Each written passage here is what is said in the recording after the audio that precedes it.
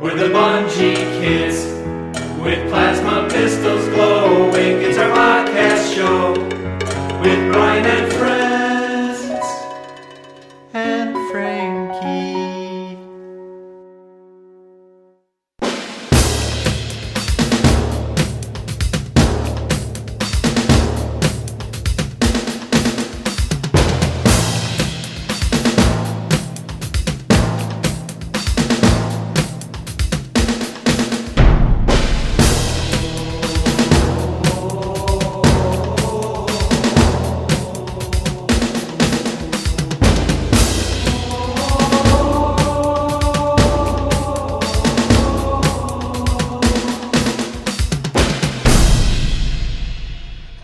Welcome back to the Bungie Podcast. It's actually a few weeks after GDC, but for us as we record this, it's still kind of fresh in our mind.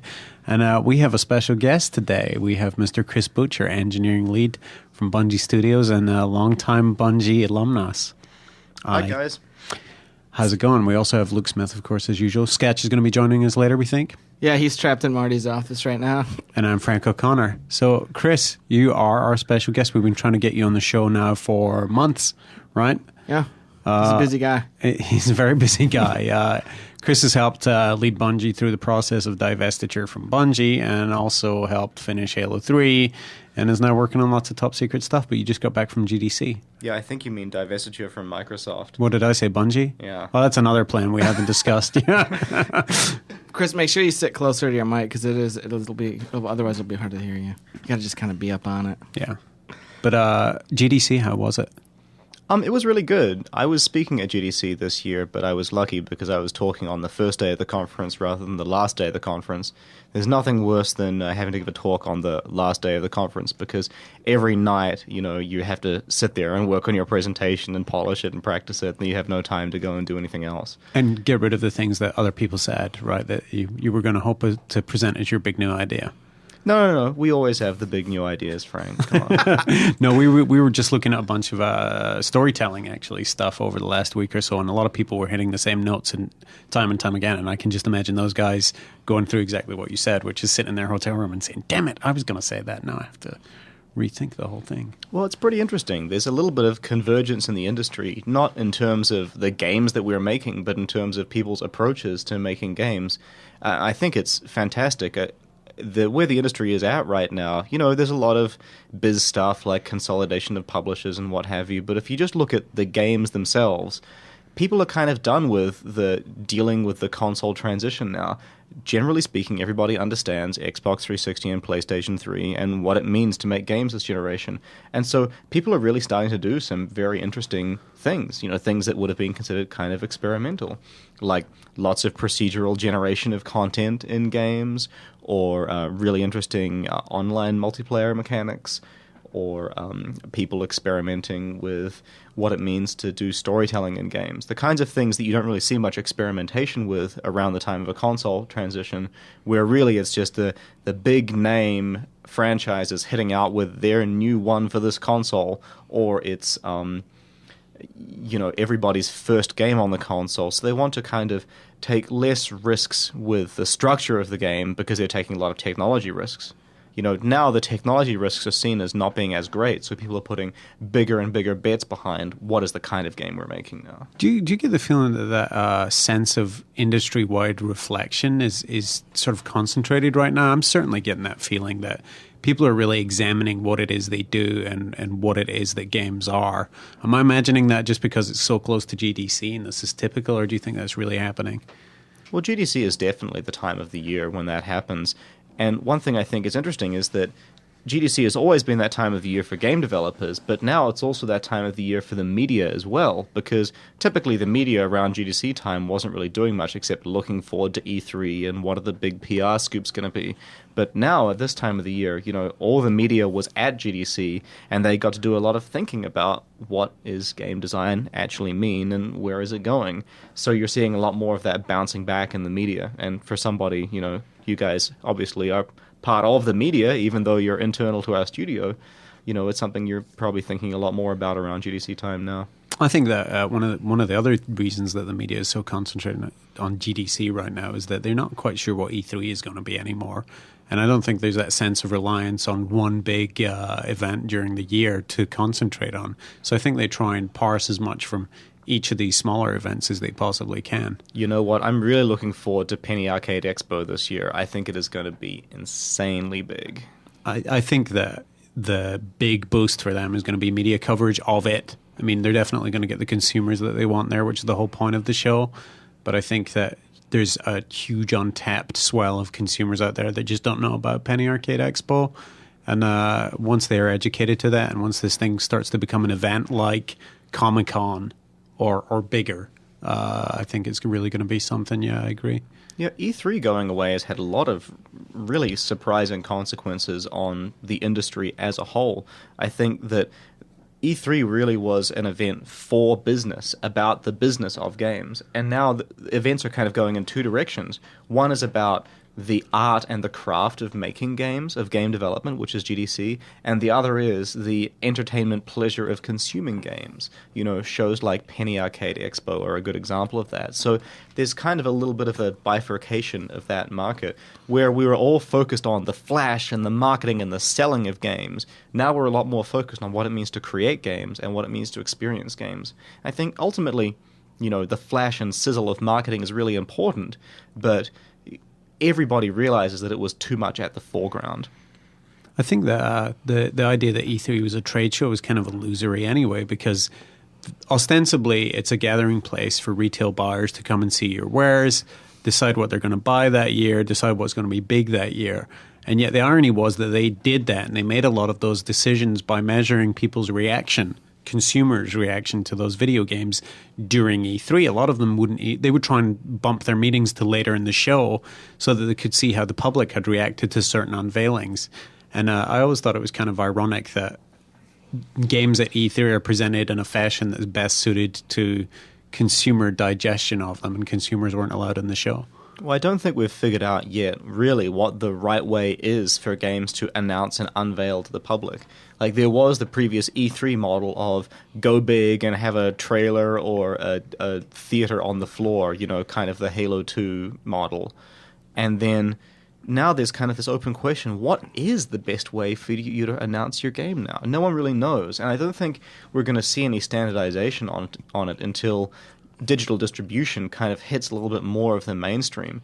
Is these days, I kind of feel like one of the best ways to announce your game is just to prepare a bunch of information, and just for the developer to be able to sit down and say, here's like the great stuff that we want to unveil to people on a variety of different levels. Like, yes, here's the big trailer that's really exciting, but also like, here's all the little information behind the scenes. Here's the backstory. Here's this tapestry. And it's really important for people like us, because we have the Bungie fan community. It's such a huge resource of people who love to find out more in depth about what we do. And I think it's really interesting to see a lot more people in the industry starting to consider, you know, how can we talk about our games in a more nuanced fashion.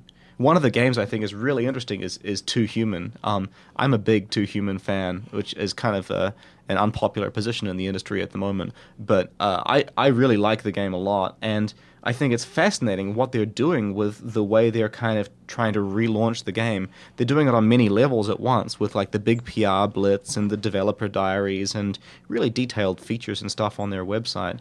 Like, you kind of are presenting the smorgasbord that consumers can understand. You know, how much do I really care about this game? Do I care a little bit about it? Do I care a lot about it? Do I just want to see something pretty and then forget about it? There's many different levels of engagement. And they have a difficult logistical challenge because they suffered kind of a delay, and that delay affects perception as well. People forget about things, so they have to refresh consumers about what to expect from that game. I happen to be looking forward to it as well. So, yeah, I think it's coming out in third quarter is what it says on GameSpot, but I don't know. I thought it was fall in 08, something like that. I think it's June. June? It's May Summer? or June, I think. Yeah. Right. I think it's earlier than later. We can just ask someone later. Yeah, we can ask an adult. Yeah, we'll ask a grown-up. To transition away from some of the industry-specific stuff, I do want to talk a little bit about what Chris talked about at GDC specifically. And some folks have probably checked out the presentation, which is available now on Bungie Publications on BungieNet. But Chris, your presentation was focused pretty specifically on matchmaking. And what were you trying to ultimately convey to your average attendee? Well, talks at GDC are interesting. There's almost every talk at GDC has kind of an ulterior motive behind it, right? Some people are talking at GDC because they want to convey how smart they are. Some people are talking at GDC because they've heard it's a good way for them to raise their profile internal to their company. You know, like, well, I'm going to talk at GDC because that makes me a higher priority guy, so maybe I'll get promoted in my company. But really, the reason that I wanted to talk about the matchmaking at GDC is kind of evangelism, because, you know, we feel like the matchmaking experience in Halo is kind of seen as this strange thing that's outside the norm for the industry, and we don't really think it needs to be that way. I mean, it is a fair amount of work to build a matchmaking infrastructure, but, you know, people would always come up to me after the show. I mean, in this regard, I guess my talk failed, but they come up to me after my talk and say, wow, that sounds like a huge amount of work. You know, I'm not sure we have time for that. But the message I was trying to convey was, matchmaking really is a very simple idea. It has some complex consequences you have to consider, but you can build a matchmaking model into your game, and it doesn't have to be as complex as Halo. I mean, clearly the Infinity Ward guys understand this, for example. Like, they have matchmaking in Call of Duty 4, and it works very well with their game, and they didn't try and do every single little thing that exists in Halo 3, but they clearly were able to pull it off still. Well, I think one of the things that, ironically, people like about Call of Duty 4's matchmaking is it is a little more focused than ours. There's slightly less breadth to it, and people are pretty much enjoying the focus of that kind of funneling system that their matchmaking does. Yeah, and you could argue that Halo 3's online experience has so many pieces to it that no one person out there does everything in Halo 3. I think that's absolutely true. You could argue that there could have been a little bit more focus there. Yeah. I think that's it's one of the challenges we're going to have ongoing. But you're effectively suggesting that if people like the matchmaking system, and I mean our rivals and our competitors, they should maybe emulate aspects of it that they like and not worry about that. I mean, if you're evangelizing the idea of it broadly, aren't you suggesting that they ape it in some ways? Yeah, absolutely. And that doesn't necessarily mean, you know, the playlist system, which is kind of controversial. Like, a lot of people, even in the community, you know, still are not a big fan of playlists. Well, fair enough, you know. Right. The playlist system where everything is controlled centrally is what we chose to do for Halo, because there's such a tremendous variety of game settings out there that it'd be very, very difficult to search based on like an actual game setting. Like, I really want to search for an infection game, you know, on this map with this starting weapon and the zombies move X fast. Like, you can't really search for that. But you could imagine building a matchmaking system kind of in isolation from many of the other Halo ideas, like the skill system and playlists and the party system. It's not a single idea. Really what it is rather than forcing players to join up into groups manually, let's give them a system whereby they can be placed into groups automatically.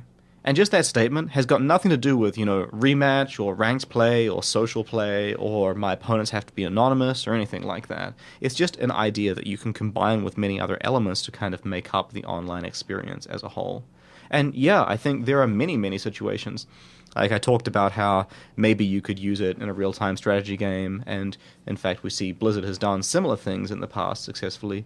Or you could use it embedded in some other system. For example, you have a massively multiplayer game, and there's some system there where you could use a matchmaking-like experience in the auction house. So you're kind of matchmaking people into small groups where now they get to haggle in a one-on-one environment with each other. You know, it can be applied to many situations that aren't necessarily obvious. And that's what GDC is all about, is finding interesting techniques that you can take and then reapply to your own specific problems. That's really what I was trying to do there. To move on from GDC and to move back, do you remember a few months ago when Dave Dunn came on the podcast and he tried to tell stories about you from your youth? I do remember hearing that Dave was talking on the podcast. I don't think I actually listened to the Dave podcast. I think you rolled out the old sleeping on the soccer field chestnut. That's a favorite. What else were the other ones? That's the one that I think that was the specific Butcher-related call. I think Dave also, if memory serves me right, had some crazy sitcom that he was always trying to joke about with Alex Seropian, where he was pitching himself as Yeah. This sounds good. familiar. Yeah. Or he was like was he Mr. Belvedere-esque, like the crazy butler? Yeah, well, I think Dave's already told this story, so I won't go into it in detail. But basically, Dave Dunn's always liked to horse around a little bit, and I was pretty young when I first joined Bungie. I was 21. I was the youngest person at Bungie by a good year or two at the time, and Dave was kind of like my older brother, educating me in the ways of not only the United States, but also just like, what does it mean to live in this crazy world we live in? No. Oh wow, that's the blind leading the blind there. Yeah. Dave Dunn should not be anyone's mentor for life. Well, but no, Dave is a really nice guy. Like, I went to my first ever Super Bowl party at his place, and he made me. We decided it was time to watch some good old American movies, so we watched Born on the 4th of July and Red Dawn in order to inculcate me into what it really meant to be an American. I think you're seeing where this is going and what Chris has become in a very real way. But I mean, true Dave is a generous, kind-hearted, warm human being and a proud American, and he often dresses like a woman. That is true, and in fact is quite scary when he does dress like a woman. Yeah, it's not attractive. It's not like a crying game where you could be confused or frightened. No, you full on realize that's a dude with heels. Yeah, it's just a dude with heels on. It's awful. So when you first came to Bungie, how was Bungie different then versus how it is now? It's a pretty different place, isn't it? Yeah, well, it's really interesting. I think a lot of the culture of Bungie has existed and been very similar right since day one when I first joined. I came to Bungie for the first time back at the start of 2000, so about 8 years ago. This was about 6 months before Microsoft acquired Bungie, and I was working in the Bungie West offices in San Jose. I was working on Oni. And there was a lot of humor and horsing around, but really, like, the scrappy underdog was the theme of the day. Like, people forget how much of a total unknown and underdog Bungie was back in early 2000. I mean, there was a movie out there about some game, Halo, that looked like it was pretty cool, like maybe even as good as Tribes. And, there was a lot of good feeling in the Bungie community, which was a fraction of the size it is today. But really, compared to all the big PlayStation games and things like that, if you had said back then, oh, Bungie's going to make a game that's going to be competing head-to-head with Nintendo's big franchises, people would have looked at you and said, what the hell are you thinking? There's been just a scale change of 2 orders of magnitude and expectation. And it's a real challenge, because now in many ways we've always been the scrappy underdog internally here in a lot of ways. We're always trying to do things that are a little bit beyond our reach in terms of we want to stay small, we want to stay creative, and we want every individual to have a big impact on the final product. We don't want to have teams of 150 and 180 people making gigantic games. And so we always are trying to stretch things a little bit further than they really will go. And now that we're independent again, that spirit is kind of back in full force. There's always going to be that feeling of, well, how can we make this dollar go a little bit further? I remember Alex Seropian, like, he used to have Bagel Fridays in the Chicago office where he would order in bagels from a local place, and then everybody in the company would get bagels, and they could just have them in the kitchen. Well, in the Bungie West office, we had a similar kind of thing, except we're getting, like, bagel dogs and all kinds of different chocolate milk and stuff like that. It was really quite lavish. But then Seropian came out to Bungie West, but in order to help us finish, the last mile on Oni, and he was there for a couple months, and then, I noticed, the lavish spreads we had on Fridays maybe a little less lavish. Alex was never one to spend $1 when he could spend 25 cents and get something that was almost as good.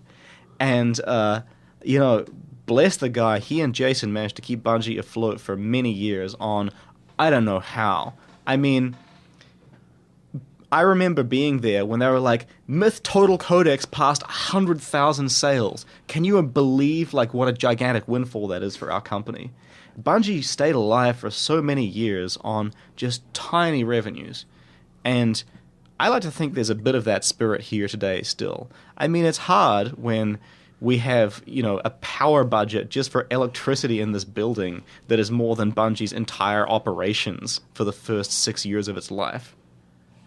We do have some big air conditioners. It's true.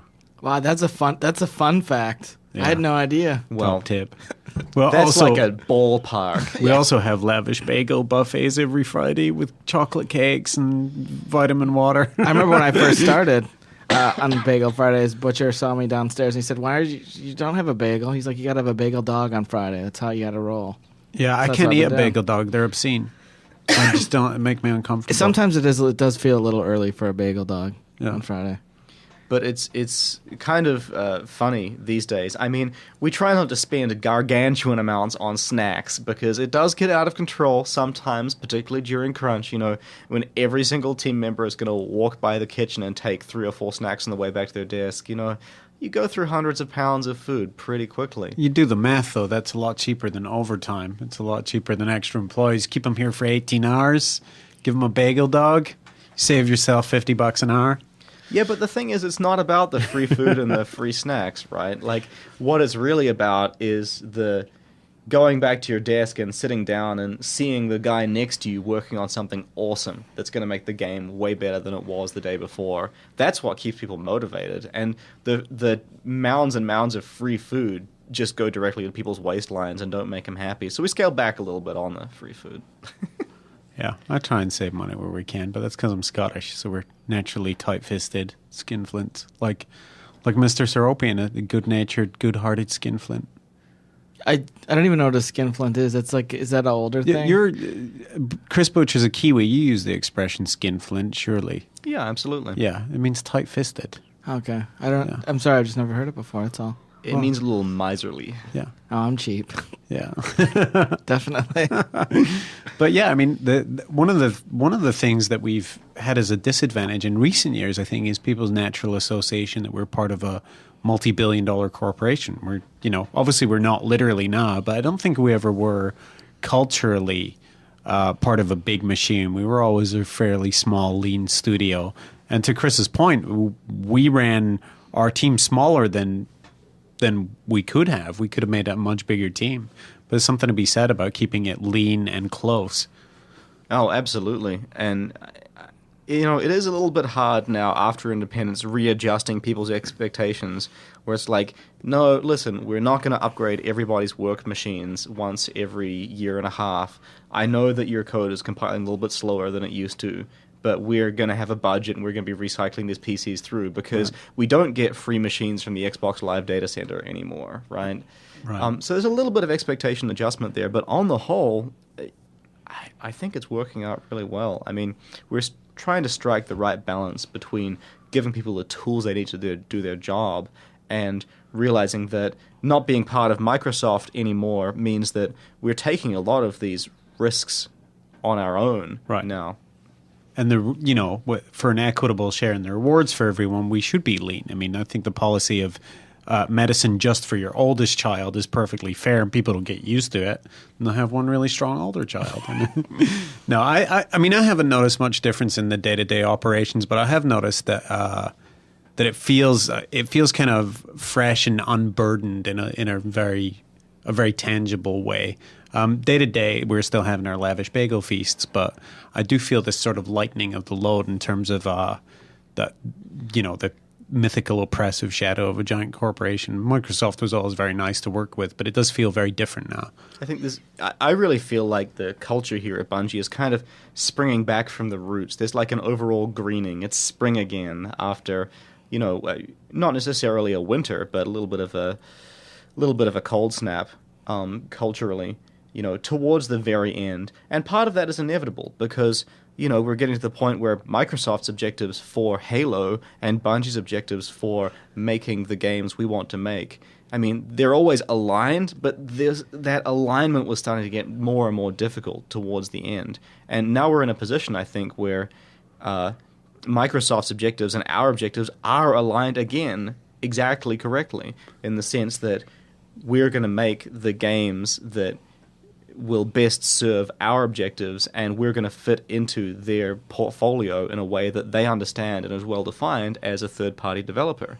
I mean, Microsoft is still a great partner to work with, and I don't think we'd ever choose to work with anybody else, but the real difference now is that they understand how to deal with us, and we understand how to deal with them in a structured way. I think, speaking of that relationship and the sort of the mutual benefits of that relationship, one Chris fact that people probably don't know is Chris has actually contributed a lot to both the Xbox Live platform and the Xbox hardware platform over the years. Certainly just in terms of discussions and meetings, but probably some pretty specific things too. Yeah, I can't talk very much about the specifics of the hardware design because obviously that's about as secret as stuff gets. Yeah. But yeah, the Xbox hardware design group has always been really interested in talking to game developers about exactly how they use the hardware and the software platform and what the best things are that they can do. And obviously, you know, all the challenges actually making the hardware work are completely things that we don't know anything about. I mean, we don't really have electrical engineers or thermal architects here at Bungie, or people who are really awesome at figuring out, you know, exactly how many dollars and cents every component makes up that goes into the box. But one of the things that we were able to provide for them was just a kind of an understanding of, you know, in the end, here's what this feature is really going to mean for the games. And so it was really fascinating to get involved in those kinds of discussions about, well, how much memory should the Xbox have? And, well, is it better for it to have a unified memory architecture or split between the CPU addressable and video RAM? And exactly what kinds of texture formats should the box have? And which ones are most useful? And it was really good to be able to sit down and sit around the table with them about that. See, I mean, it seems obvious to me as a layman that kind of collaborative effort is one of the reasons why. And I'm sorry for the console wars talk, but that's one of the reasons why the 360 must be the platform of choice for developers. I don't think many people would argue it isn't. No, absolutely. And the thing is that, I mean, every console manufacturer, you know, Sony, Nintendo, you know, even Intel and Microsoft on the PC side, you know, obviously go and talk to game developers and find out what they want, but it's often quite late in the process. One of the things that was really interesting about the design of Xbox One and Xbox 360 is very, very early on, right from the fundamental design stage of the console, the question was, well, how is this going to work for game developers? And let's go find a bunch of game developers and specifically sit them down with these questions. And it informs every part of the hardware and software design of the Xbox 360.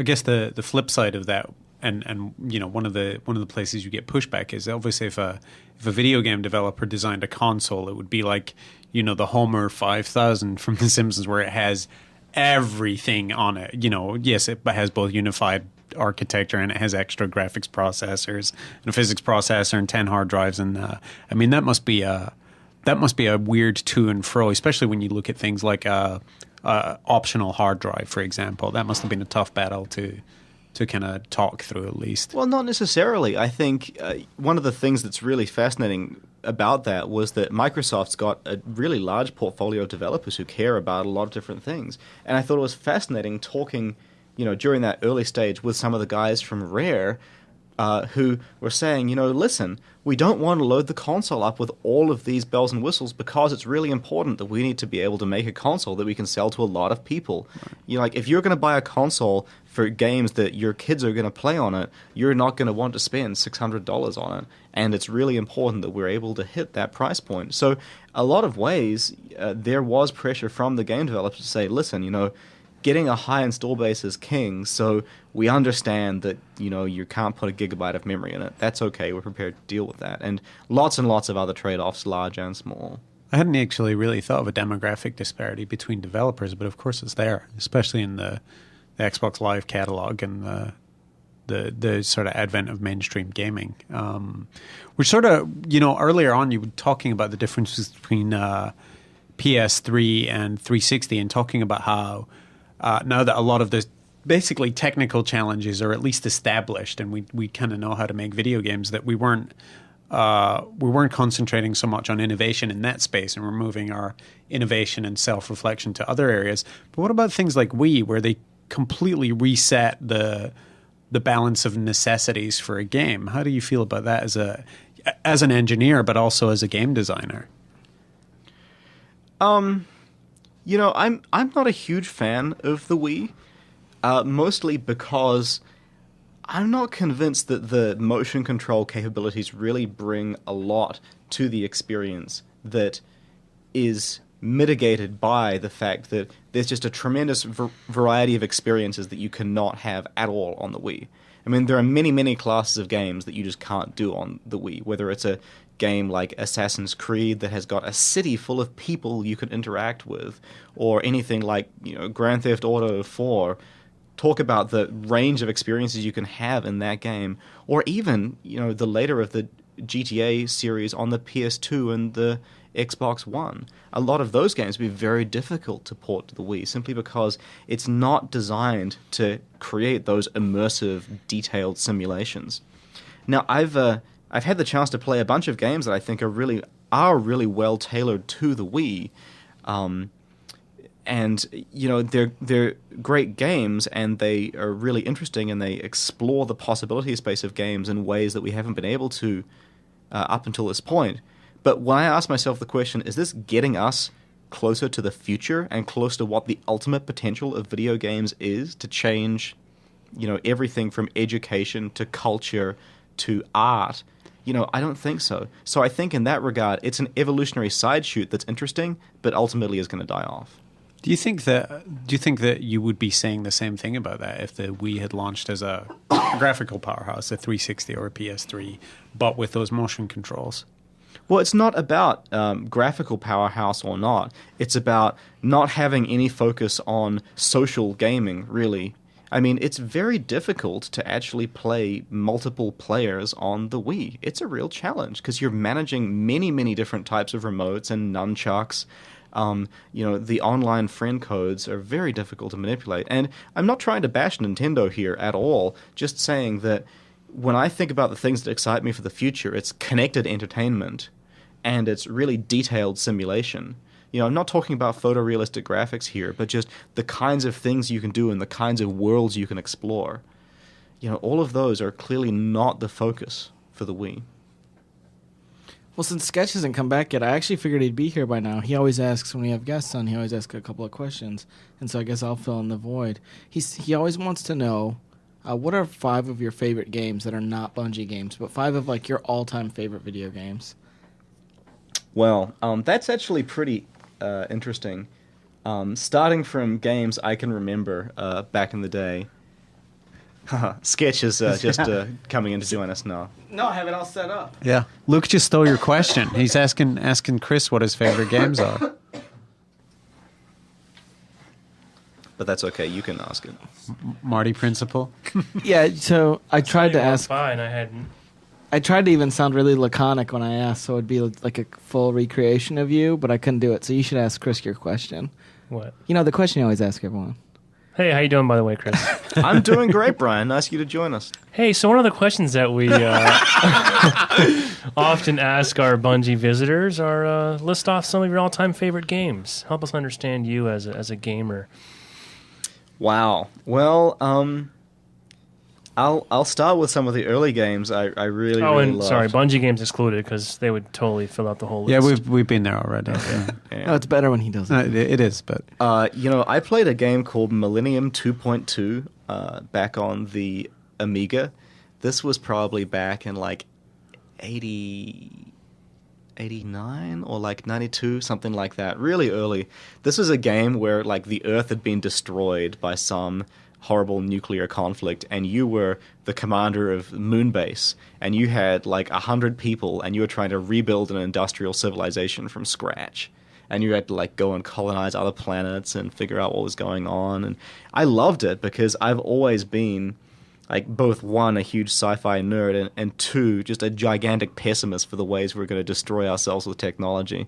And it was a really fun game. I was probably 10 years old. I was going to say, was that an edutainment title or something? Because I played something called Oregon Trail that sounded similar. Yeah. Well, I'd have like all of these graphs of like here's all the planets in the solar system and the resources of like rubidium and copper and titanium on each planet you could find. So then I'd know the exact optimal strategy to go colonize the solar system. And I always used to like make charts of games and like try and reverse engineer the design of the games and just like write down like my own little mini FAQs, because this is before the time of the internet, right? You'd go and look this stuff up online. So if you wanted to play a game, you have to write down everything you needed to know how to play the game properly. Oh yes, so. The notes section in the back of the manual.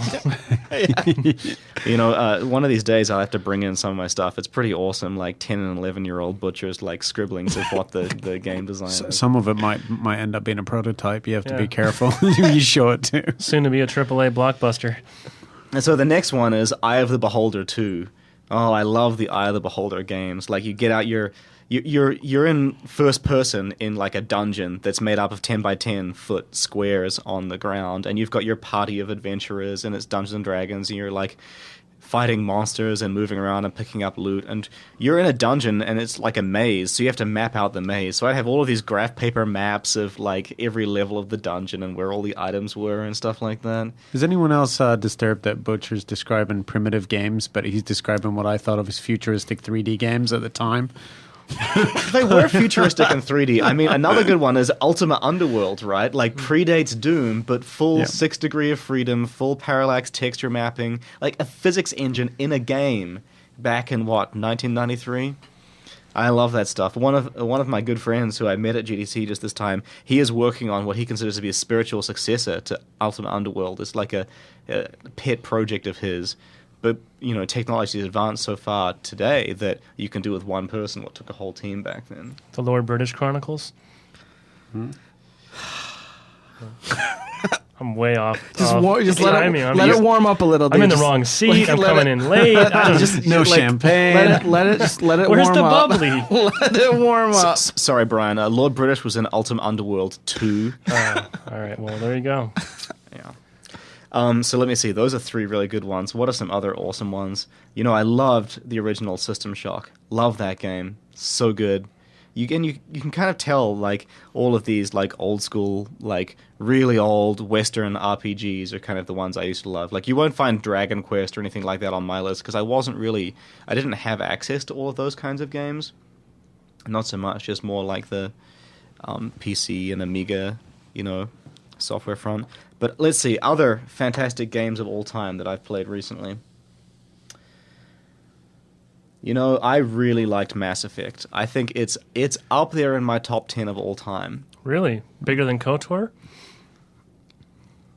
I think it is slightly below KOTOR 1, but only very, very slightly. I think the setting is much better than Knights of the Old Republic. I think the combat was not very good. I just didn't feel like it was really ready. But clearly they had a lot of time to work on it. They just wanted to be done with it so they could move on to the others, I think. I like the combat in Mass Effect because I can't stand the combat in other RPGs. What about you? Did you play much KOTOR? Yeah, I tried. Oh. Yeah, much is relative. So for me. I was going to say let's keep in mind who we're 15 through 20 minutes. Oh, you gave that game a 10 for OXM, right? I didn't review Game it. of the year? I can't review RPGs. There's no way. No, I loved Knights of the Old Republic. It was really, really good. Yep. But one of the reasons I cite Mass Effect, almost as high in my book, is because I just love the setting. I mean, I was one of those people who pre-ordered the prequel novel off Amazon and read it cover to cover in a single evening.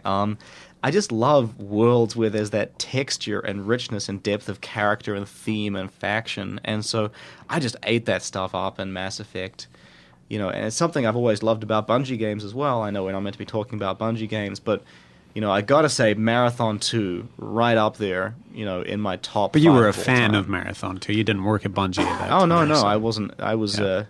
This was back when I was at university. We would play Marathon, like, all day... every single day, late into the night, after we'd finished like working on all of our projects in Turbo Pascal, we'd sit down and play Marathon into the night on an Apple Talk network in the the best part about that was you've got an Apple Talk network in the university campus, and it wasn't like host game join game. it was where when you wanted to join the game, you'd click the button that says "I'm ready to join," and then one guy would like go see everybody who is waiting on the network and click on them and like scoop them into his game. So the most favorite sport ever was to like go to all the other Apple Talk networks in the campus and try and find people who are like waiting for someone else's game and like grab them and scoop them into your game instead. System link burglary. And then systematically beat on them until they quit. That was the best part. Just like early griefing. Very nice. Huh. Sort of like when you join a Bungie guys party in Halo 3 and they don't close it, and then like 5 seconds later 13 other random people come in and it's mass chaos. I can name them right now if you like. So it seems, would it be fair to say that if you had to lean towards one genre exclusively, that you seem to be more a sci-fi guy than anything else? Kind of. I love games that you can really take and just explore the world and the setting, and it's got lots of different paths through it. Like I love Civilization in all of its forms because it's a game you can keep coming back to over and over and over again. Mostly what I love are games that kind of challenge the player to fill in the blanks, you know, where it's not like you're just going A, B, C, D, E, F. You're choosing what is the most meaningful thing to you in the game, and then you're imbuing that with your own feelings about it. That's why I'm always attracted to the online side of Halo, because you're creating your own experience with everybody around you, you know, whether it's Griffball or whatever. There was a period of time, if I recall, in the not too distant past when you were actually quite active playing World of Warcraft.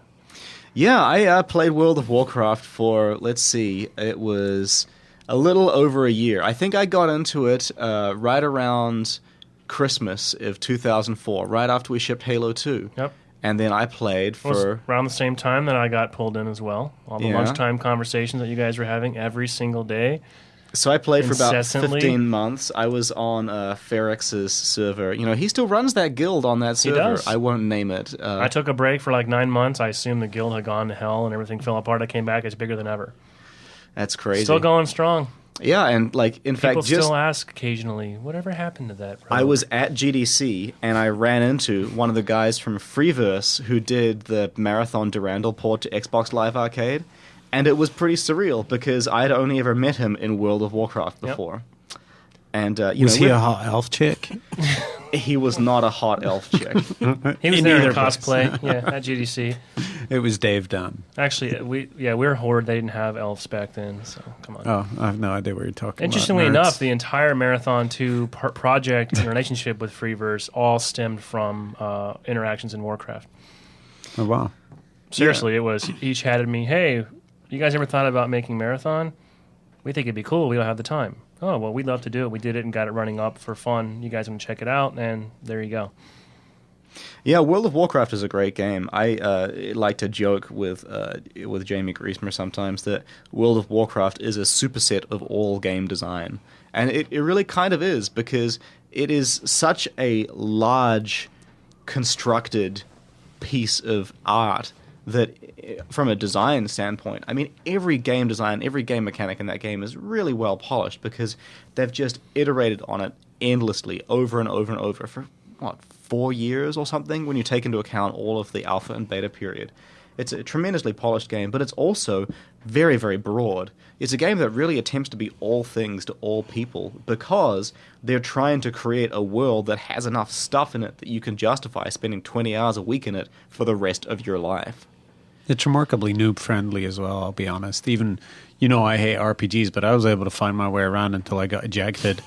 And, but there was stuff to do, even for me. I didn't want to level up. I didn't want to do any of the things they wanted me to do. You were fishing. But I could just go explore. You were I could cooking go and onto fishing. the bridge and follow that big giant thing around that wouldn't talk to me. You know?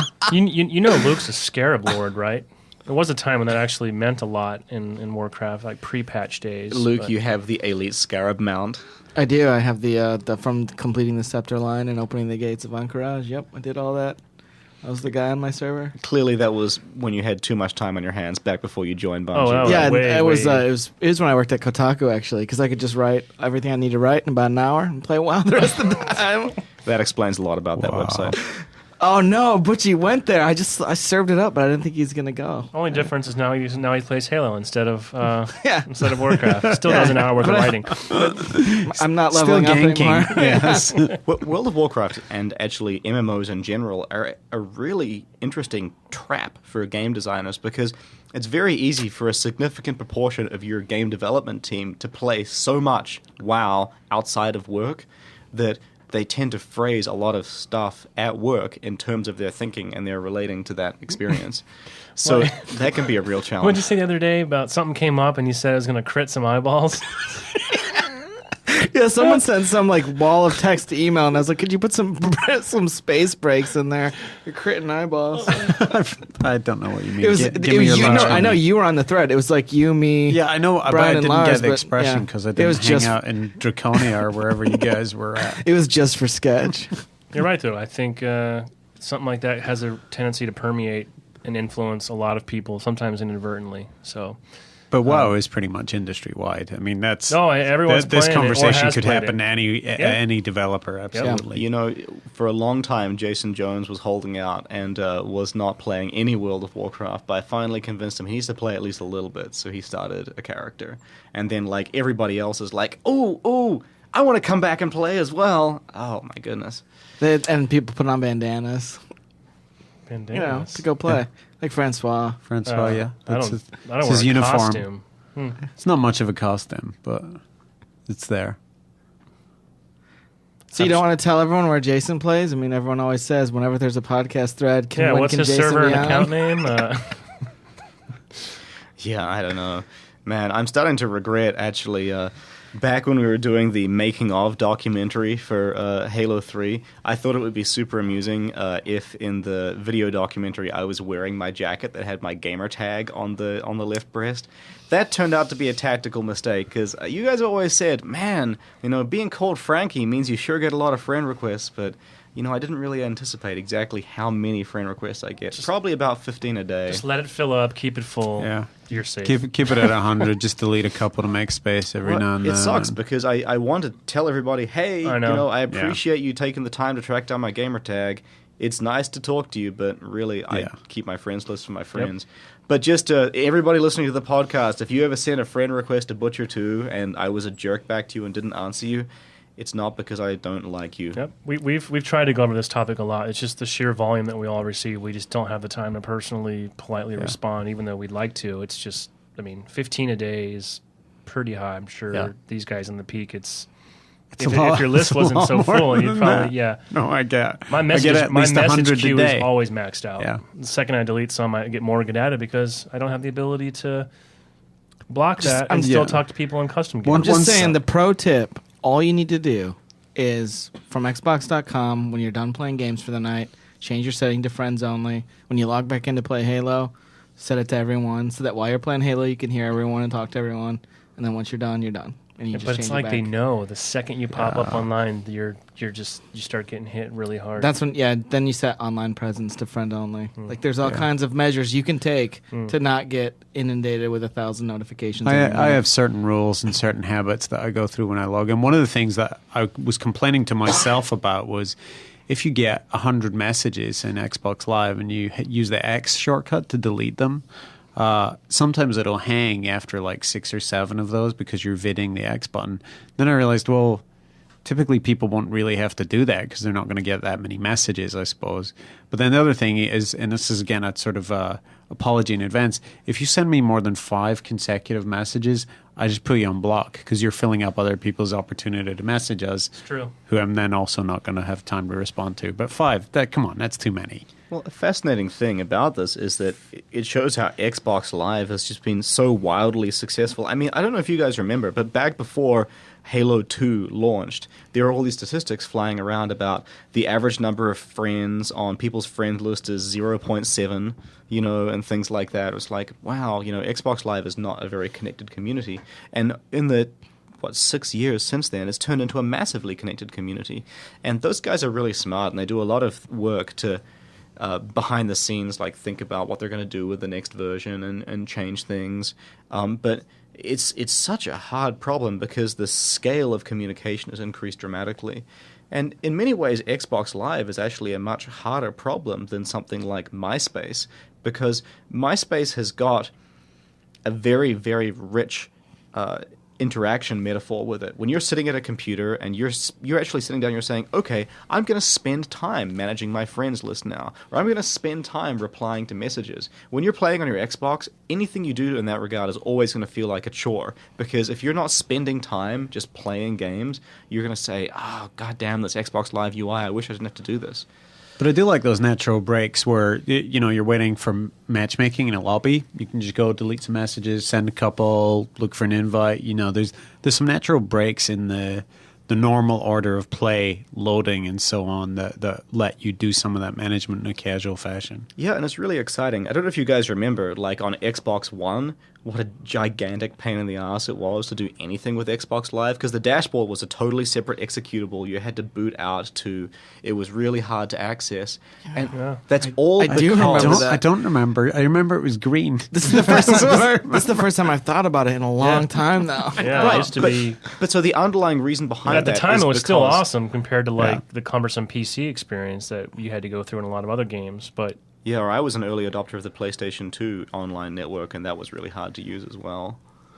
But one of the things that's really fascinating is the reason that it's gotten better this generation by a lot is the software investment, but the reason that's possible is because the pace of expanding memory in the console and CPU power has gotten so great that like something as big as the Xbox One dashboard, like a quarter size of that, like 16 megabytes, that's how big the fraction is, I think, for the Xbox 360 reservation for the system now. But that's now big enough they can devote it to the blade and always be present. For the next generation, the amount that's possible will expand even further. So over time, a lot of what we consider to be overhead that means you have to come out of the game experience now is going to eventually be integrated further and further and more tightly into games because it can all run concurrently.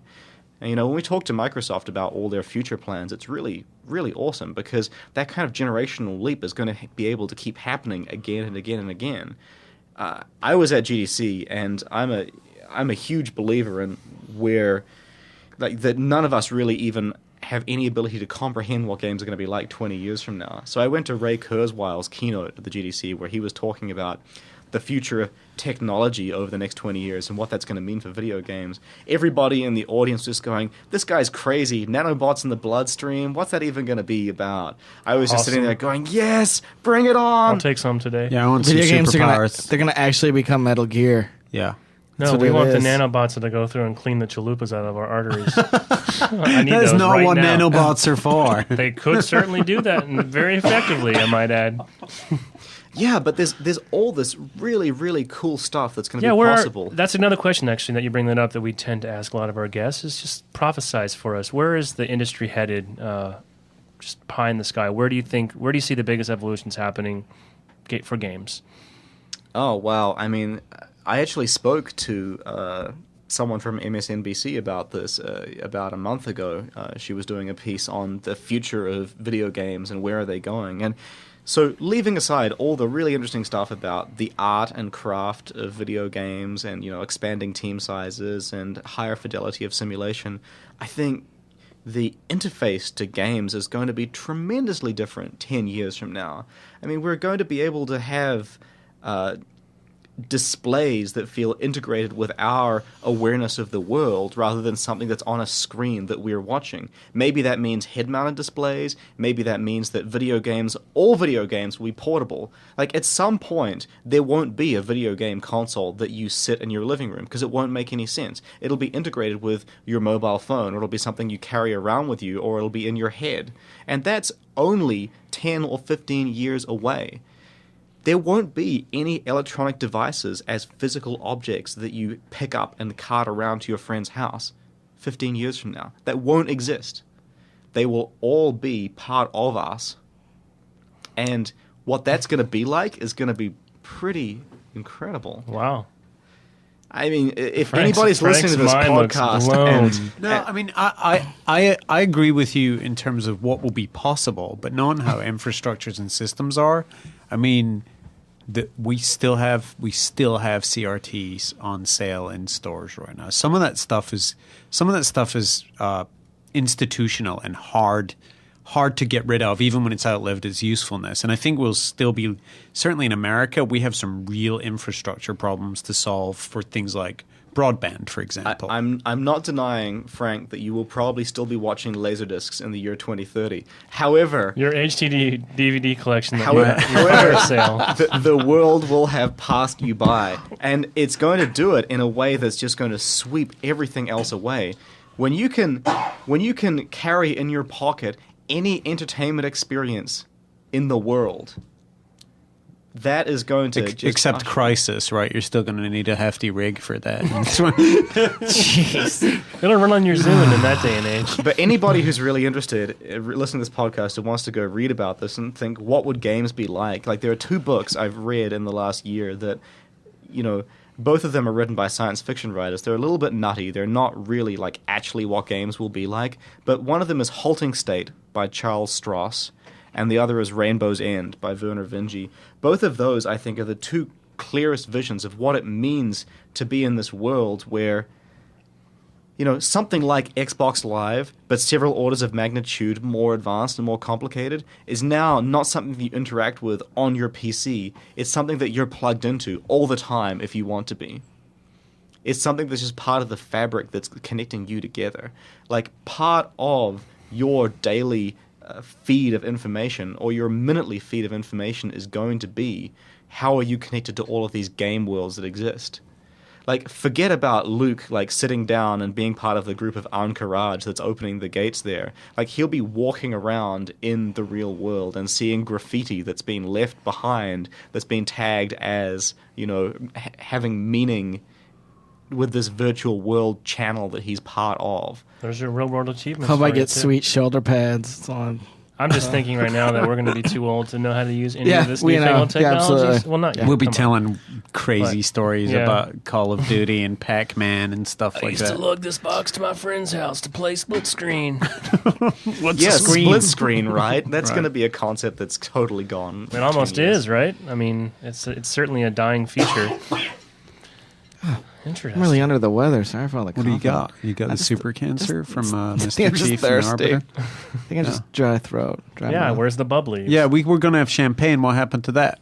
We're busy. Marty had it in his office. I thought Marty had the whiskey in his office. That's Jay, I think. Yeah. I don't know what Marty has in his office, to be honest. Yeah, I don't know. Some fancy, no doubt. Crystal. Absolutely. It Oh, is an yes. engineering spectacle, though. It's a time and space warp down there. I don't know if you've ever walked in, but time and space literally stop. Next thing you know, you walk out, it's like a different day. 18 hours have gone by. You're not really quite Your sure what child's you even full talked grown. about. Yeah. I mean, it's, Facts have changed. People like to joke about Steve Jobs having a reality distortion field, but I think Marty definitely has his own miniature version of something like that. On that note, I think that we're going to take a break. Thanks, Chris, for coming by. We took an hour instead of a Yeah, half I'm hour. sorry I as well. missed all the good stuff. No, Did you talk about Butchie in the field? a little bit. We Baby did- Butchie or whatever? we touched on in the Butchie response in the to Dave field, Dunn's yeah. comments we earlier. didn't do too much Right. into that because, like you said when we went to lunch the other day, you thought it was played out. So Well, as long as Chris had a chance to tell his version of the story, not that Dave Dunn painted a bad picture by any means, but yeah, I think that all things considered, it's even up. Yeah.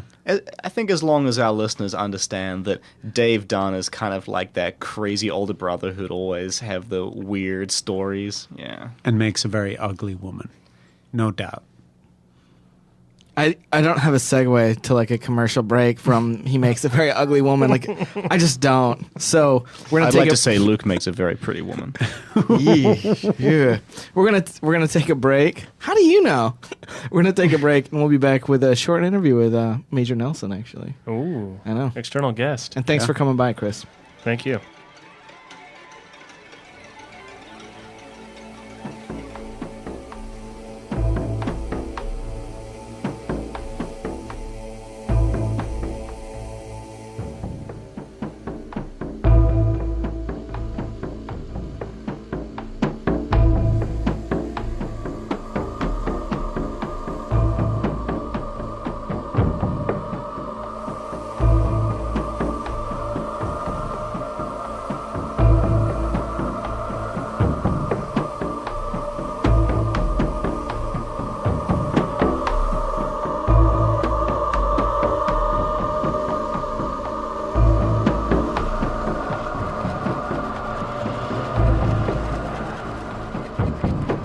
consumer, it's you. Okay, I'll do it one more time. We're back, and we have a special guest today. It is none other than Major Nelson from Microsoft, also known as Larry Rib. That's your consumer name, right? That's what it says on my ID and my driver's license. How did we pronounce that anyway? Herb. Herb. Yeah, HRYB. But it's spelled all backwards, right? It is. A lot of people spell it HYRB. That's something your ancestors got off a crate on the way to Ellis Island, right? Is that like Favre being exactly. Favre. Yeah, it's ridiculous. No, this is actually when my grandfather's coming over from Russia and Ellis Island. Right. In Russian, it's pronounced Herbol.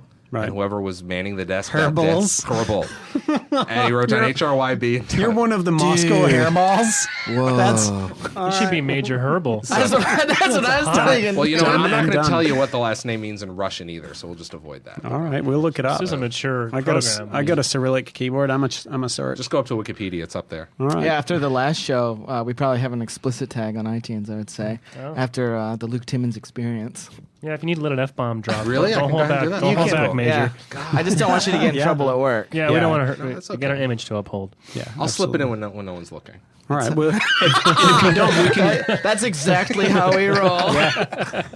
and we can go in and add some if you didn't do enough. Oh, really? Yeah, you with can just Pro loop it in. Tools. So if Yep. I say it once, you can just. That's the No beauty problem. of it. We have a swear board that we just access curses from. Well, I want to thank you for having me over here because you guys have, I listen to the show a lot, and you guys are paving the way because no one else has done this. It's our pleasure. A couple of weeks ago, actually, we guested on your show. That's right. We've been that on was Major just- show a couple yeah. times over Yeah. the years. Yeah. I've had Sketch on. I've had you on. I need to get you on, Luke. At some point, we'll be able to do that. We just did a. Looks a little hurt that you we got just did a Frank on again. we just did a before. Oh, is super that why team. he's? Oh, Yeah. Well, Yeah. it's in order of as long as you guys have been here because I've Yeah. known Sketch long and then Yep. you came along. So Oh, we're just okay. that's Sound the way like it is. Makes sense. In 4 years, I'll yeah, be in 4 stepping years up. you'll be on the. in 4 years. No, there's another developer podcast. There's a couple of them. They're starting to pop up. Like Yeah. the Burnout guys did one. Frank and I just guest starred on the The Insomniac Insomniac one. podcast. Those guys Gentlemen. are great, aren't they? They're just Yeah. not as funny as us. Yeah. Really. Okay. Yeah. Okay. Well, we like to say if you say so. I mean, Major said we paved the way. Let's just take the compliment and move on. All right. Yeah, It's- absolutely. Even though you've been podcasting for a long time now yourself, when it was still certainly black and white. a yeah, back when it was pioneer. vinyl. Yep. And- yeah, absolutely. But no, you guys always do a great show, and the one thing I love about this is my show is so general because I talk about all the different games, the different platforms, but you get to talk about you talk about that as well, but you also have the backdrop of the Halo series, Right. which is just world renowned. Well, that's one of the challenges in doing a podcast where you only have one topic to talk about or Right. one studio to talk about. I'm sure the Insomniac guys have that issue as well. Right. But we've still got 1,000 more shows of interesting stuff you never heard before we die. So And lots more NFL stuff. absolutely, yeah, People have been really Popular demand. polarized Yeah. about. Yeah. yeah. It's really Did you polarized. kick up a little dust in the NFL space? We Yeah, correctly and logically pronounced that the Patriots were evil and Right. that they should be destroyed. And people in a lot of ways blame us for the Patriots' loss. Well, at you the know Super I'm Bowl. from New England. Where? Oh, really? Oh, What, really? what Yeah, part that's of the my favorite state. Oh, it was such a good game. God, I wish we could have got awesome. Paul Bertone, but Seems like he's it still was a not month speaking. ago, doesn't it? I know. I still watch it in my bath in slow motion. That's Wow, nice. so we TV had to you got bring in there. Major Nelson to talk about football. Yeah. Yeah. This All right. I'm totally the wrong person to be Yeah, talking we about couldn't football. get Bertone on. So No, he still refused. hasn't started talking again. Yeah. So Maybe we should ask the Major about questions that maybe stuff that I our think we should listeners ask him might like be burning interested in. questions Yeah. about. Yeah, Yeah, He's hit like, me. All this right. is a new. This He is a new said it. era. So Bring yeah, it let's on. let's do it then. So you often represent the voice of Microsoft in these matters. Yep. The performance on Xbox Live. Yep. Certainly over Christmas, I think Was a little and bumpy. into January. Yeah. What were the issues? What actually caused it? There was a couple of issues there, but have since smoothed them out. I'll just leave it at that. Right. Can we play 20 questions? Where like I guess and I get it right on the first time, and Yeah. you say yes. We can try. Was it a Russian porno virus? No. Damn it. Oh, you took mine too. The herb virus? No. Hairball virus. Yeah, the Russian hairball virus. So for the most part now, you guys feel like the live experience has smoothed out. It's back from- to what people know. I mean, live is like the dial tone. That's when we were growing up with it. We've all been on the service for since it launched. Right.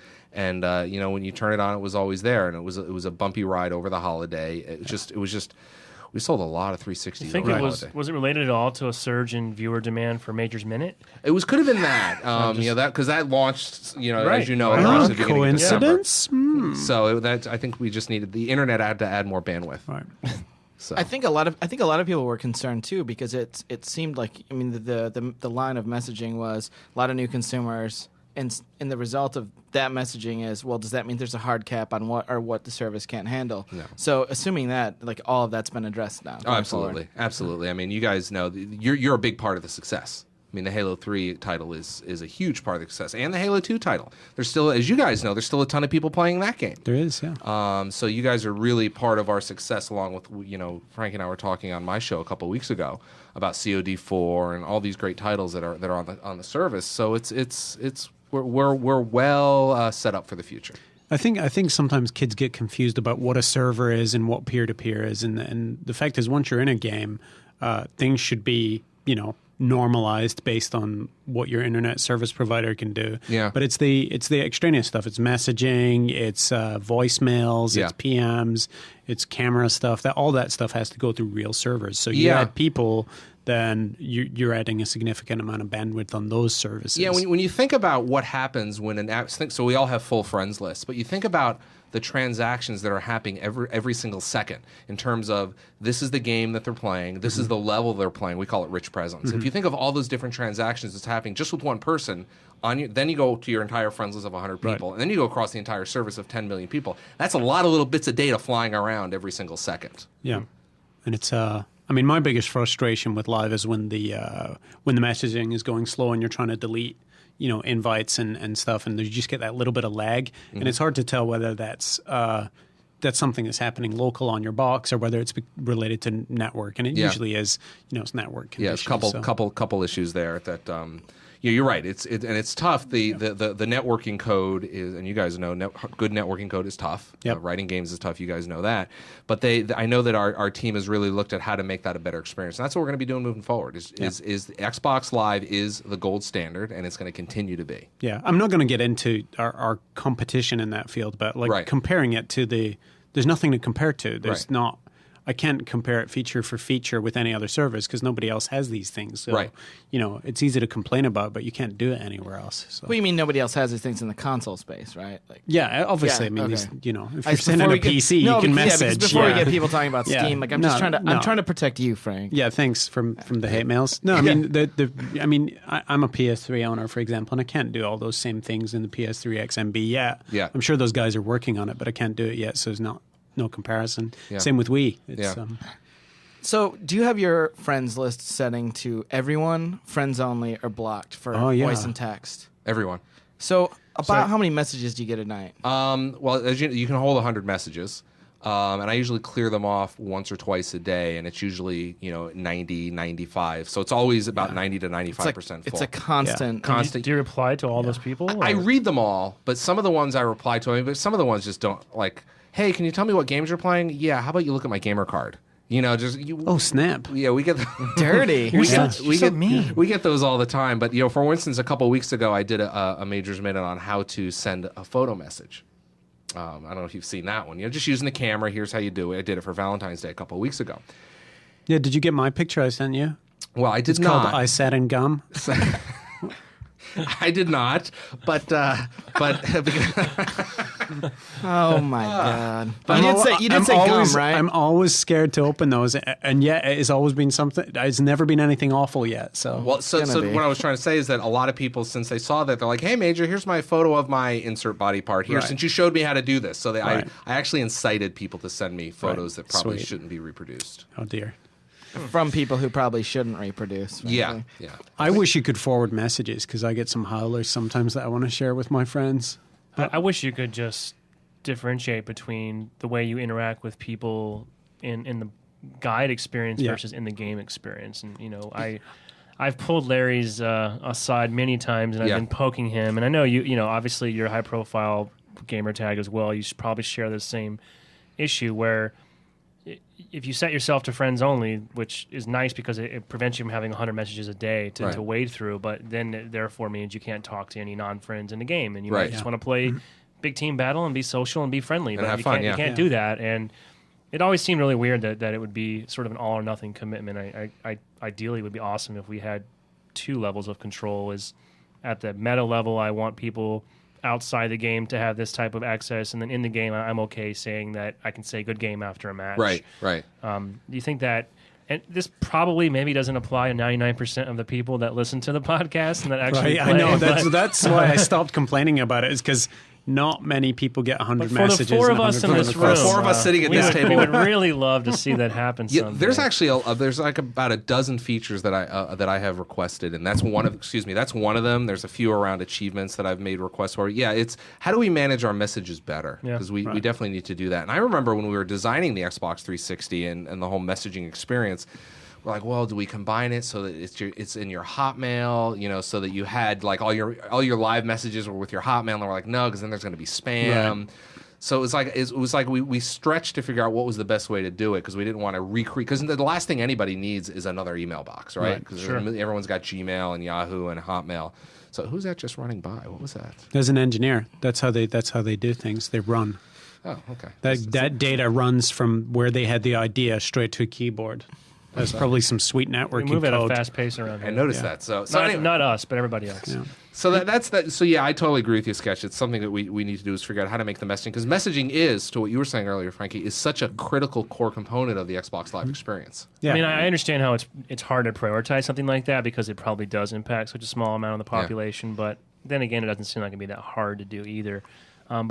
Speaking of features, and the other thing that I think we hear a lot, which again doesn't maybe apply to the majority of users, but do you ever think there'd be a chance that they would increase the amount of people that could be on a friends list from above beyond 100? Well, we would like to do that, but the problem is that, like yourselves as game developers, that's less resources to put more grunts on the screen, or to put more things on the screen, because we're only allowed, the dashboard and the guide is only allowed so much memory space and so much CPU space, and then the rest of it's we want to make sure that you as the developers have as much as you can do. Now, I will say this. I have seen some test scenarios where they are experimenting with some interesting ideas. Yeah, because you hedged a little bit there, and there's the whole tie to MSN Messenger now, where you can have like a second friends list sort of if you want to tie your Messenger thing to it. And then there's the friends of friends, where if you have, like, I gave Tycho the idea, he announced it, a couple months ago when we rolled that out, was just have like, Major's clan as a friend on your friend, and then you can see through that all you people on your clan friends. So there's creative ways to do it. I'm not going to say no, never. Because I have seen some scary things that these guys are working on when they said, well, how about we increase the friends list to this number? And it was a scary number that made me fall off my chair. That would probably make you guys fall off I actually never really considered like the resource limitations. I mean, that's interesting that you bring that up. I always just assumed it was like a social usability concern. Well, if you think about what it's doing, it's pinging the server, finding out how many friends you've got, what their names are, whether they're online or not, whether they're in a game or not. It's a lot of information. What they're doing in that game. Yeah. The other thing is the average number of friends because we know we can do a query, is about 25. So across all 10 million people on Xbox Live, the average number of friends is 25. Losers. Lucky guys. Yeah, I know. Must be nice. Yeah. What about I never got my free copy of Puzzle Quest. I missed out on that whole little. Wait, this is a good. You mean Undertow? Oh, I'm sorry. Undertow. Yeah, that's because we weren't giving away copies of Puzzle Quest. Yeah. You're right. No, I got a Puzzle Quest somewhere else. I'm sorry. That was something totally different. Yeah. No, remember at Child's Play, it was it was something that Larry helped offer up. You're right. That's right. It was Undertow. Right. If people missed out, you kind of screwed, huh? No, all they had to do was call support. Oh, really? Yeah, and they'll give me a code. And they'll just verify that I don't have it. And that you don't have it. They'll take care of it. There you go. That's pretty cool. I missed out. We should Good to know. We should talk about support a little bit. I don't know how tied you are to it, but we've seen a lot of issues popping up on our end with people trying to social engineer prizes and treats away from our community. Yeah. So rule number one, kids. Some of this you have to take responsibility for. Don't make your password obvious. Don't keep your password in a public place.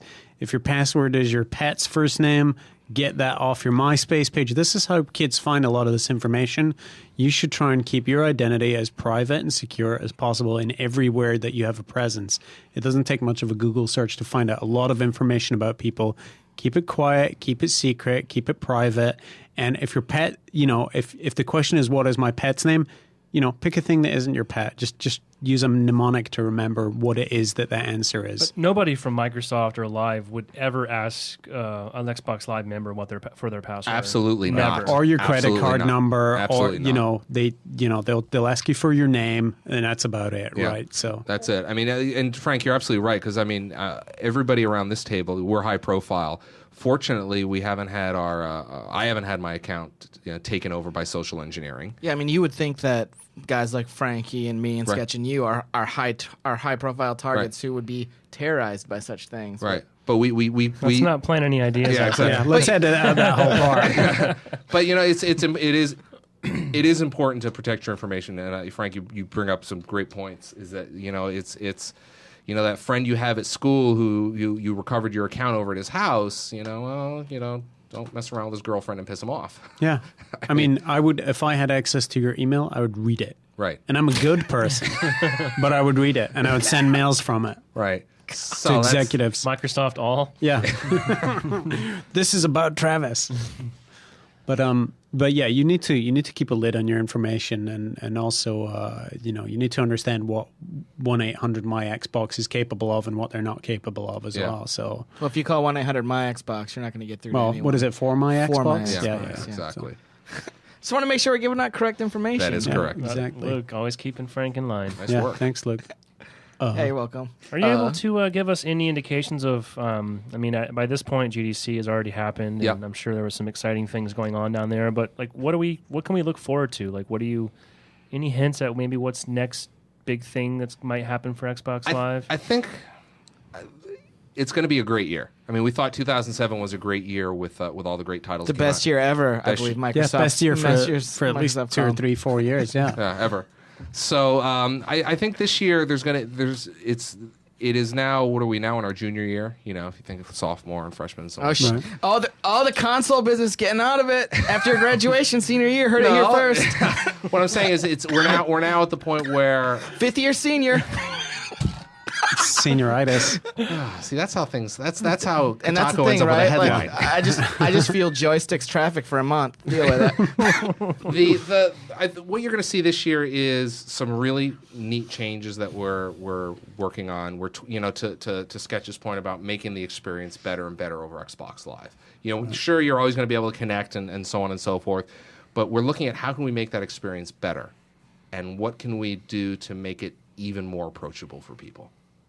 Well, there's some big games coming too. I mean, Gears of War 2 will have been announced by the time this podcast goes out for sure. Yep. Cliffy will have done his thing at GDC Yep. with his chainsaw. Yep. The thing that I was interested in though is Zune gaming. Yeah. Isn't that great? It makes everything sort of makes sense now. You look at that controller, the way it's set up. Right. What kind of games can we expect on the Zune? Right Obviously, now, simple stuff. It's a developer, as I understand it, it's a developer-only feature. They're Right. just testing it right Right. now, and then hopefully towards the end of the year, the game that you write next NA Game Studio, Right. you're going to be able to, I don't know exactly how it works. I don't think it's as simple as file, export, Right. Zune. But they're going to be able to bring them over to the Zune so you can play, you can author and play games on the The Zune. promise of live anywhere delivered. Yeah. Yeah. So wow. But what about? I would love to be able to take my marketplace content and also move it to my Zune. Frank and I talked about that before we started recording. I would too. Who wouldn't? Who wouldn't, right? Yeah. I can only imagine there's just Well- all sorts of rights and royalty issues to sort out. But it seems like the last big dot that hasn't been connected that would be a win for all the products and services. I don't know. I was saying I'd like to make my 360 that hub. Like that's where I'd like to rip my CDs to.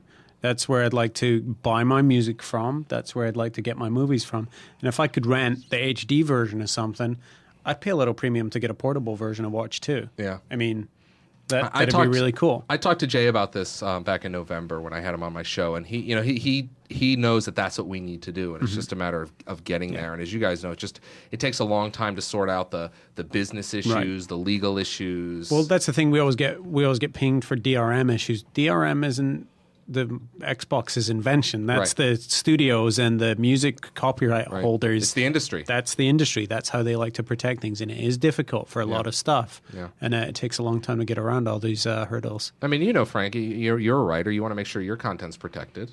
Nah, not really. I just send out Word documents willy nilly. Okay, well, there you go. Okay, never mind then. So yeah, it's a challenge, and the entire industry wrestles with this all the time. Right.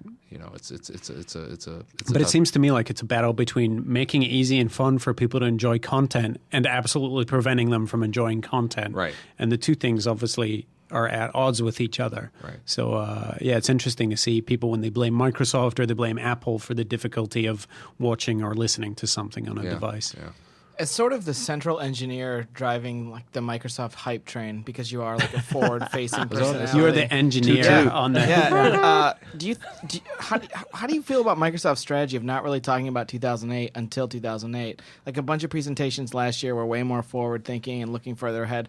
Microsoft chose to focus on the present, and now with the NPD sales in January, like the 360's in last place. Is this some sort of a sign of maybe 2008 wasn't talked about enough? I mean, No, strategically, that seems like It's a bit odd. Hindsight's always 2020. Well, people were saying it at the Yeah, time, we were saying though, it in so, 2007. so it was more like Palpatinian prophetics. Right. Okay. Everything is proceeding exactly as Luke has foreseen. Is it? Precisely. Well, it's I'm not close to those conversations, and I know that a lot of people were, yourselves included, and we're like, well, what's going on for 2008? And here we are now. We're now a couple 2 months in, 3 months into 2008, and the fact of the matter is that we wanted to talk about all those great games because best holiday ever. But it's now that that's behind us, I don't have an answer for that. I really don't. I haven't really thought about it in a couple months. Yeah. Let me get back to you on that. So, when are you guys going to announce the new SKU? I mean, the retail channels have been emptied. They're unstuffed. They're unstuffed. There's the they've- premiums Because nowhere to we be did found. purged. Yeah. And now there's no consoles to buy. What's the deal? Well, by the time this airs, which is was it a couple months after we record it, there'll be lots of consoles back in the channel. Back in the channel. So you're saying that we're just recovering from the best holiday ever. Yeah, that's put a little strain on the supply chain. That's what the numbers have told me. Luke, you talked about the January numbers not being so good because because we're just coming off this high, and making consoles hardware it's kind of hard. It's like the refractory period, and someone's in the other room making a sandwich. Right, exactly. So January is sandwich making time. Yeah. And what was it? We did 240,000 in January. Something like that. That's a good January, to be honest, right? For a premium item like that. Yeah.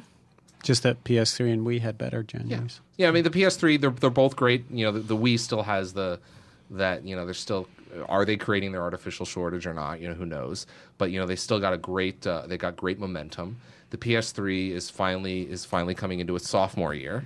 So it's finally getting maybe a couple of titles there that are pretty good, and of course there's the whole HD DVD Blu-ray. A lot of people Right. think that really provided the bump on the PS3 side. That HD DVD maybe isn't doing so well, and all the studios are in the Blu-ray camp. So. Yeah, there was certainly a lot of noise on the internet about it. I wouldn't be surprised if that translated into a couple of tens of thousands of units sold from people who were fence sitting on that matter, Yeah. but it's hard to say. We'll know. It's still a tight. If you look at the numbers, I mean, they're Still close, Yeah, yeah, 20, absolutely. 30,000. Some Which big spring coming up, though. I mean, Yeah. we're Yeah. on the eve of Grand Theft Auto, Yeah. yeah, Grand Theft Auto. We've got Two Human, Halo. Halo Legendary map Well, pack. you had Mr. Don Matrick on your show about 3 weeks ago Yep. talking about Grand Theft Auto and said Yep. that it's going to have exclusive downloadable content. Yep. But he also rolled into that phrase Yeah. that it would have exclusive online multiplayer component. Is Yeah, that so I literally true, or did he misspeak? or- It was actually the way Don. You have to understand. I mean, you guys have all chatted with Don, I assume.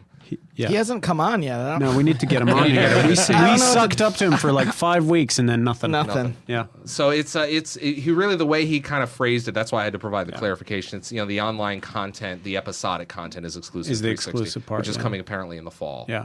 Which will be so we'll have all all summer long to play some GTA. Yeah. Get our GTA on. Looking forward to it. You looking forward to that? No, but the thing about the GTA games is I've bought every single one of them, and it's like Frank with achievements, where Frank can't get anything done. Right. There's just so much to do. Where I'll play Yeah, for like it's overwhelming. 2 hours, and then I'll put a bunch of cars in a circle, get a bunch of people near them, kill everyone, and be like, all right, cool, I'm done. So But I never get bored of going back in. It's like Crackdown. I never got tired. Like, I wasn't doing anything and I wasn't playing it in a linear fashion, but I just love tooling around in there. So and I'll buy I feel it. like that about Grand Theft Auto. I just love going in and I'm going to ride around on a moped for no reason at all. I'll never finish it. There's no way. I accept that right now. It's I'll never, unfinishable ever have the for- time to for finish people it, with but it'll be a fun wives and- romp for a while. Yeah, I think it's it is what it is. It's an open sandbox. Let's go in and have some fun, and I'm going to be interested to see what the achievements look like. Yeah. That'll always be I interesting. get the sense you're really into achievements, huh? Well, Seems to be something that I mean, I guess you're expected to have a very high gamer score, right? Yeah, I'm It's at sort 15. Of you need the street cred. Yeah, well, unlike Frank, I like to play the game. Sometimes I like to finish them. Well, but do you admit that you occasionally go out of your way to play a game solely based on achievements that you Avatar. would never otherwise play? Avatar. If you, I'm so I say that I have 15,500 gamer score, but I put an asterisk next to that. It's actually 14,500. That's the only game though that You don't have assistants play games for you? No. That's what I heard. That's what everyone does. All the No. kids. The do only that thing, now. the only time I've a ever good done idea. something you got remotely. KP cranking out achievements for you in Actually, the back I room. got a stack of discs for you, Luke, to take home. The only Drive. thing I've ever done close to that is because I'm famously bad at Guitar Hero and Rock Band. Is I left Guitar Hero in my office logged in one day, so people were just as I was sitting at my desk working, people would come by and pick it up and play, and all of a sudden, Nice. And they 5 were achievements good. later. Actually, Mark maybe show up somebody and will pause it. socially steal Frank's account and boost your gamer score and then give it back to you. Yeah, I like my low score. it's 1,500. That's a challenge. I thought you just had another real account that's private. That's where you play. Oh yeah, I have like 80,000 gamer score on that that's what one. I Yeah, thought. You're maxed out. yeah, that's for reals. See, but to your point, yeah, I think gamer score it just adds another dimension to the game. Sure. I mean, you know? if given the choice to play a game that I get a score and a game I don't, I'll always play the one. You always that I want to get a opt for score, that. but- So that's why I'm just interested to see. You guys did a really great job with achievements, just in terms of metering them out and having the right mix of multiplayer versus single player. And it's hard to do. Yeah, I mean, if anything, I think maybe a few of us in retrospect might feel that ours people just earn them all too fast. Right. And if we could do it over again, we might have wanted to extend some of those. I Make think them a it's little hard to tougher, say but because it did what we set out statistically, to. though, they're pretty well distributed, and a lot of people have them. A lot of people are still working on them. But certainly that hardcore group, I think, Yeah, they're going to burn in a through matter them. of a day or Yeah. two, had pretty much gotten everything. Well, I mean, there was that's to the get. power of the language filter, which is the thing. Like, it's really hard to assess how many people, completed all the achievements in Halo 3, not because of the 1,000 gamer score, but because there were ways to game it. And because there were ways to game it, we never really got a good sense of, okay, well, that overkill achievement in Lone Wolves was too hard to get because only this % of people got it despite the population numbers in Right. Lone Wolves. Instead, it was people go in and cheat. So in terms of being able to assess it, it hasn't been like the greatest resource ever. But we 'Cause it did was discover gameable. that people played our campaign more than they did in Halo 2 and more of it. And that's Right. one of the primary things we set out to achieve. So in some ways, it's been really successful. Do you think that's because of the achievements, or is it because of that you guys had co-op? Both. Yeah, the co-op both. over And live. co-op is an assistant to getting some of the achievements. Yeah. It helps you explore areas. It helps you find things that you want to do and get. Yeah. I think they go hand in hand. Yeah, I remember actually. I know what you're talking I'll about. Go ahead and say Luke took me on an achievement run once, and And we found that one skull together. we That was did. fun. That was a That's- very special, touching moment. Pop tent achievement. That's the moment we decided to grow dual beards Nothing's been the same. to commemorate that time we spent on the arc. Yeah. Yeah. I think we're just about out of time. We just had Paul Bertone swing by, and Oh, he we have a motioned top to secret us. playtest in 4 minutes. Yeah. Speaking That we of, I can be mean, ready. we're pretty close from our next map release. By Yeah. the time this podcast comes Yep. out, we got Yep. the legendary pack still headed out this spring. Yep. Which prior to that, we'll have the original maps, 3 maps becoming free. Yep. So, and that reminds me, I think when I was on your show a while back, yes. we sort of threw a gauntlet down that we've yet to actually follow through on. And this goes back to a long-standing rivalry between This goes back to 2004, doesn't it? our group and Larry's group and Yeah. a little Halo smack talking. Yeah. And obviously you've taken some steps since 29 then. You've team hired doubles. KP for the sole purpose of boosting your team's skill. Sure. But we definitely owe a rematch there. So KP played on the HBO team, so he technically can't play on Major Nelson's Oh, too team. bad. Too so bad. it'll have to be like Yeah, it's Major, gonna have to be you, Trixie. and, Yeah. He does work on E. he does work on the team, so it's. Oh, right, yeah, that's I'm cool. afraid we have So- a rule in place. So do and, Eamon and Joe. So can I take a look at the rules, please? I'd like to. Oh, those are a part of the story Bible. Are those? Well, Luke, you heard that whole story though, right? about the fateful match and No. the What whole happened? all the aftermath, and we sort of pulled a prank on Larry and You didn't hear about that? pseudo hacked his website, and then he sent us a bouquet of dead flowers to mourn our loss. loss. And yeah, it was. See, Frank always tells me that if I lose, I'm just supposed to lie and cheat and Yeah. say that I won. Yeah. But we don't really lose now, so It's true. It is a new regime. Yeah, I actually have heard that you have put together quite a team. yeah, we Yes. actually have like Basically, we're not on it. Yeah, but it's good. We played the guys from McFarlane Toys a few weeks ago, and way overstaffed. Like we beat them like 50 to 12. Oh, like no. Well, you guys destroyed the Bengals, right? we destroyed the Bengals. We've been beat by some pretty good people, and by the time this airs, people will know about. We're gonna play a bunch of the best teams from MLG, and we're gonna get. Yeah, we're ours. just going in there to get spanked on purpose. I want to so. I want to be plundered by Final Boss. Okay. Everyone's a goal. Okay. I want to shoot his flashing red part. I kind of think that we should look for the once we have more details about Legendary Map Pack release that will on the eve of that release. Yep. I think that's when we should play. Now, I would like to do this because we talked about this a little bit earlier. Is we have this new venue, this new video thing inside Xbox. I'd love to maybe we can bring the inside Xbox cameras over, Yeah, let's do it. and maybe We'll we talk should about do the it. maps. Maybe and, we should do it in person. I don't know. you mean like to cover this Yeah. challenge? Yeah. I like it. Yeah. I like it. Our new building, I was informed yesterday, would have such functionality. Oh, I like Sweet. that. Yeah, All right. so we could definitely do something. Yeah, live. people would like, and then people could go online, watch the film of the game, Right. and sort of just relive it all. Yeah. And just to clarify, we're not moving. We're just expanding. Yeah. That's true. Are you taking the pancake house out? No. We just going that way? need a slot window No, we straight ain't- to their kitchen. It's like right up the street. We have another small space. Primarily, I think is going to house contract staff and Right. support Yeah. thing as we balloon up. Here we grow again. Well, I mean, you saw on the way in, we're pretty crammed in here right now. I couldn't see that much because I was blindfolded. Yeah. Oh, good. Good, Sorry. Frank. You did that. All right. Frank just did it with his hands. That was kind of Yeah. gross. Kind of sweaty and Ew. it was gamey. Sweet perfume. Well, I want to just thank you guys for having me over here. It was a real blast, and it's always fun to come over here and just to talk, just to talk about games and what you guys are doing. Yeah, I always like listening to Frank talk about games. Exactly. It's a real treat. It's such a deep conversation. And I hear you're playing Castlevania. Which one? Rondel of Blood, what do I call it? It's the one with Symphony of Night unlockable. Okay. Yeah. Available for the Sony PlayStation Portable. Yes, exactly. You guys are haters. Well, we'll have Hate Luke on my set, we'll have casual Luke, gaming. Luke talk to your people. We'll get a match set up. We'll make this happen. We'll get some video on it, and we'll have and then a little bit of fun. we'll talk again afterwards and see how it goes. Do you guys have the ability to like bleep and edit out an Inside Xbox Oh, sure, we videos? could, Yeah, you're going to need Oh yeah, that. our team is not kid friendly. This is an You're gonna- after hours. I You're share gonna need Inside Xbox with Trixie, so anybody who knows her knows that she has her Okay. own bleep. Potty mouth. And we're a mature rated game, so it's only to be expected. Yeah, that's a good point. Yeah, we'll work on that. All right, sounds Great. good. Thanks we for will be coming back. by. Thank in, you, Major. Yeah, thanks, Major, and we'll be Pleasure. back in a couple weeks.